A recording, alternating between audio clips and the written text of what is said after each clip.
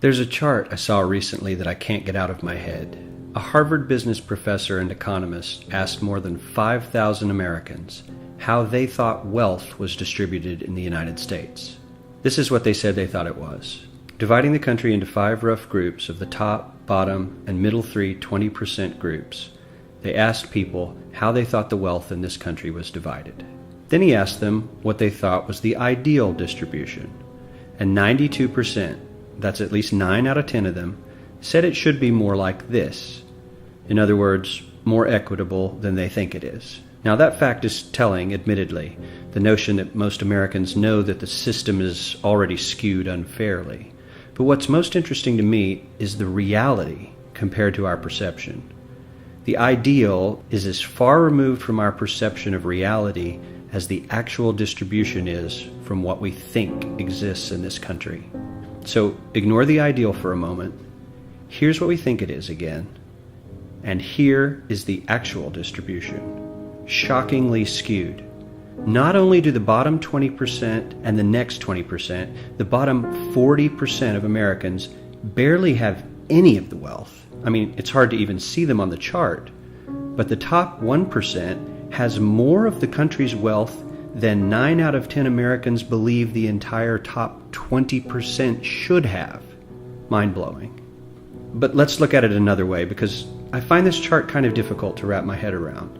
Instead, let's reduce the 311 million Americans to just a representative 100 people. Make it simple. Here they are: teachers, coaches, firefighters, construction workers, engineers, doctors, lawyers, some investment bankers, a CEO, maybe a celebrity or two. Now let's line them up according to their wealth. Poorest people on the left, wealthiest on the right, just a steady row of folks based on their net worth. We'll color code them like we did before based on which 20% quintile they fall into.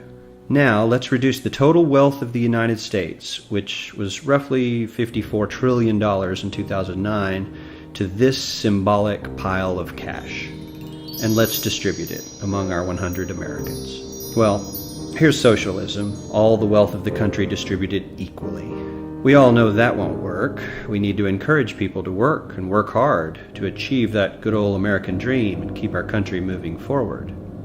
So, here's that ideal we asked everyone about. Something like this curve. This isn't too bad. We've got some incentive, as the wealthiest folks are now about 10 to 20 times better off than the poorest Americans. But hey, even the poor folks aren't actually poor, since the poverty line has stayed almost entirely off the chart. We have a super healthy middle class with a smooth transition into wealth. And yes, Republicans and Democrats alike chose this curve. 9 out of 10 people, 92%, said this was a nice, ideal distribution of America's wealth. But let's move on. This is what people think America's wealth distribution actually looks like. Not as equitable, clearly, but for me, even this still looks pretty great. Yes, the poorest 20 to 30% are starting to suffer quite a lot compared to the ideal, and the middle class is certainly struggling more than they were, while the rich and wealthy are making roughly 100 times that of the poorest Americans, and about 10 times that of the still healthy middle class. Sadly, this isn't even close to the reality. Here is the actual distribution of wealth in America. The poorest Americans don't even register. They're down to pocket change, and the middle class is barely distinguishable from the poor. In fact, even the rich between the top 10 and 20 percentile are worse off. Only the top 10% are better off. And how much better off? So much better off that the top 2 to 5% are actually off the chart at this scale. And the top 1%, this guy, well, his stack of money stretches 10 times higher than we can show. Here's his stack of cash, restacked, all by itself. This is the top 1% we've been hearing so much about. So much green in his pockets that I have to give him a whole new column of his own, because he won't fit on my chart. 1% of America has 40% of all the nation's wealth. The bottom 80%, 8 out of every 10 people, or 80 out of these 100, only has 7% between them. And this has only gotten worse in the last 20 to 30 years. While the richest 1% take home almost a quarter of the national income today, in 1976 they took home only 9%, meaning their share of income has nearly tripled in the last 30 years. The top 1% own half the country's stocks, bonds, and mutual funds. The bottom 50% of Americans own only 0.5% of these investments, which means they aren't investing.